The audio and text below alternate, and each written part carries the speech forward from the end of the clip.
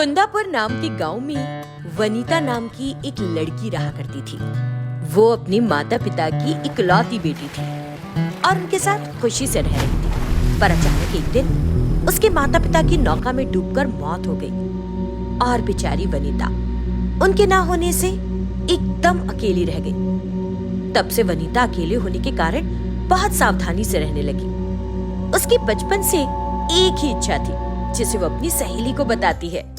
मेरी ना बचपन से एक ही इच्छा है कि मैं खूब धन कमाकर ऐशो आराम से रहूं, घर भर नौकर चाकर हूं, अलमारी में रुपए पैसे गहने हो, मजे से जीकर सीधे स्वर्ग पहुंचूं। क्योंकि जब सब इच्छाएं पूरी होने पर मरते हैं तभी तो स्वर्ग में जाते हैं ना। इस तरह मन की बात बताकर खूब हंसती है।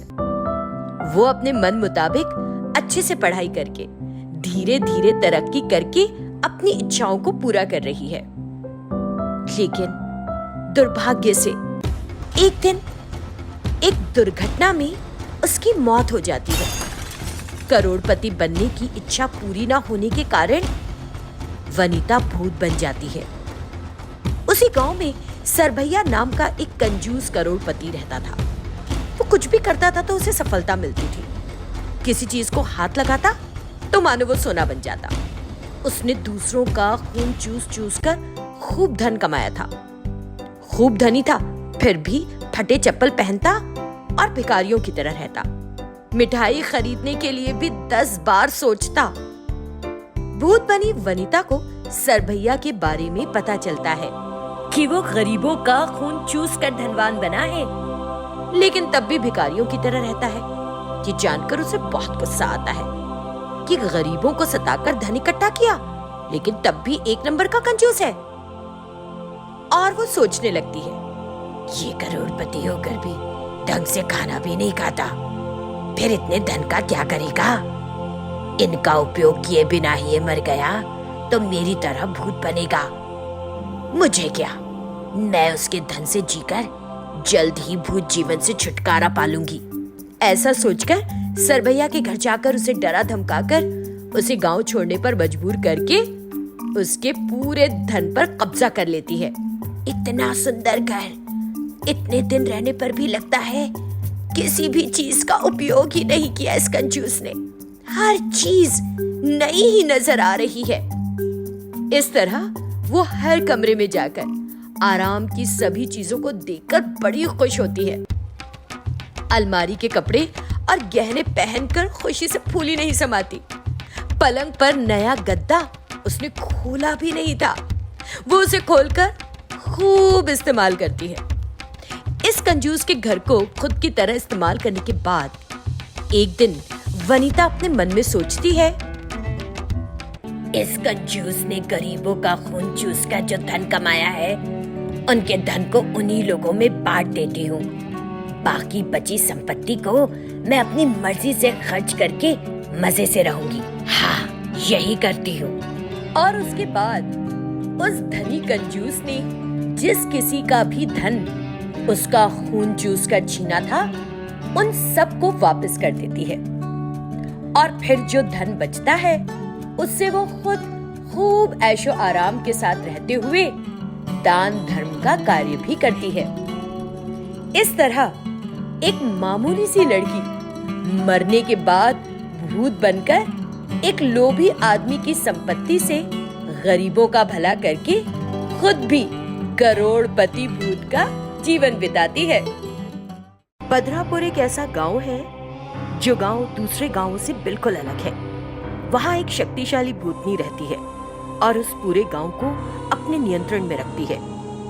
जब भी भूतनी आनंद लेना चाहती है, वो कुछ लोगों को अपने वश में कर लेती है और इनके जरिए से वो आम लोगों को परेशान करती है या मार डालती है और अपनी क्रूरता को संतुष्ट करती है। एक जगह पर भूतनी एक आदमी को अपने वश में कर लेती है और उसे अपनी पत्नी को परेशान करने के लिए कहती है, मैं तुम्हें हुक्म दे रही हूँ, तुम जाओ और अपनी पत्नी का हाथ आरी से काट दो, मुझे उसकी चीख सुनाई देनी चाहिए।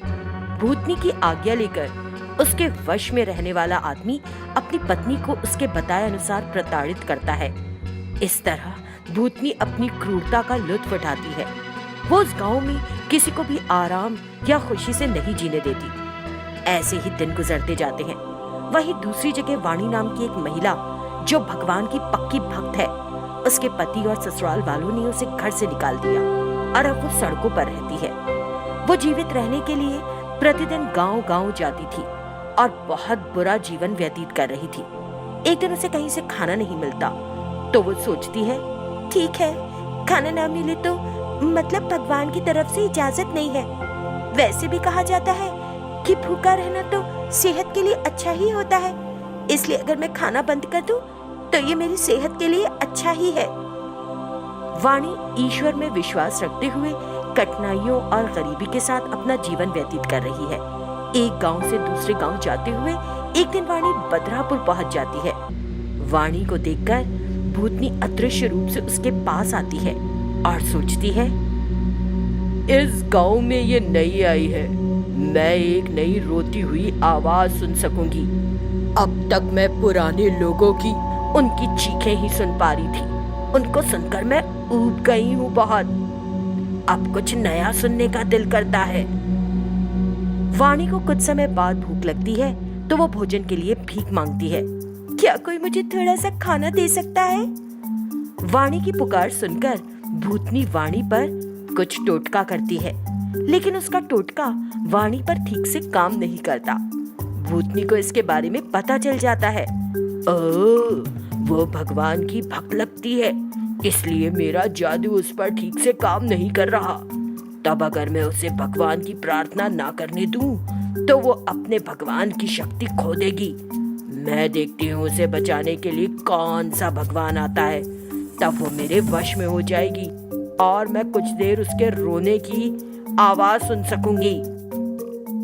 लेकिन वाणी भूत की आवाज नहीं सुन सकती, देखती भी नहीं।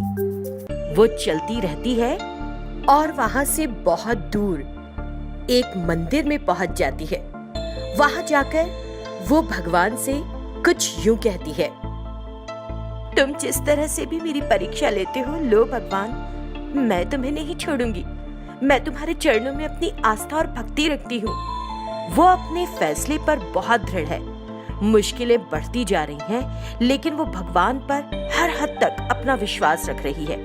वाणी की प्रार्थना से परेशान होकर भूतनी वाणी को अपनी तरफ करने की कोशिश करती है। मारने की सोचकर भूतनी वाणी के पास आ जाती है। तभी वाणी भूतनी को देखती है और भय से, तुम कौन हो?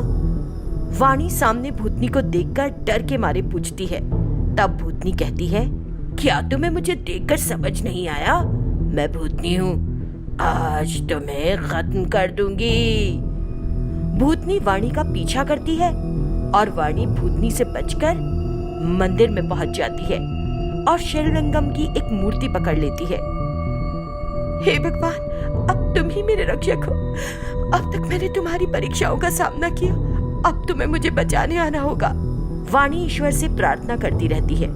भूतनी अपने हाथों में तलवार लेकर वाणी को मारने की कोशिश करती है। तभी वहां एक तेज रोशनी होती है।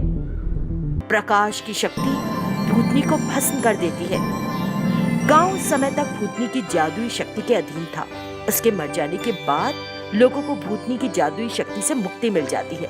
वाणी खुशी से उत्साहित होती है क्योंकि भगवान ने उसके विश्वास को सच कर दिया और उसकी शक्ति ने वहां काम किया। क्योंकि वाणी भगवान की ली गई परीक्षाओं से गुजरती है, वो अपनी सभी समस्याओं से मुक्त हो जाती है। भगवान उसे जब तक जीवित रहेगी खुशी से जीने का और मृत्यु के बाद शांति प्राप्त करने का आशीर्वाद देते हैं।